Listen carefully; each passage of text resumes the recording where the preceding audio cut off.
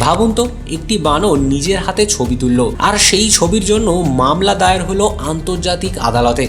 ঘটনাটা একদম সত্যি। 2011 সালে ইন্দোনেশিয়ার জঙ্গলে wild life photographer David slaughter তার ক্যামেরা সেট করে রাখছিলেন। ঠিক তখনই এক কৌতূহলী বানর ক্যামেরাটা তুলে নেয় আর হঠাৎই ক্লিক করে ফেলে কয়েকটা ছবি। এই বানরটির নাম ছিল ন্যারুটো, একটি ক্রেস্টেড ম্যাকাক। তার তোলা সেলফিগুলো দ্রুতই ইন্টারনেটে ভাইরাল হয়ে যায়। কিন্তু তখনই শুরু হয় এক অদ্ভুত প্রশ্ন, এই ছবির কপিরাইট কার? ফটোগ্রাফার বলেন ক্যামেরা তার, তাই ছবিও তার। কিন্তু people for the ethical treatment of animals বা PETA আদালতে মামলা করে। তাদের দাবি ছিল ছবিটি তুলেছে বানর ন্যারুটো, তাই কপিরাইটও তার হওয়া উচিত। মামলাটি শেষ পর্যন্ত পৌঁছে যায় মার্কিন আদালতে।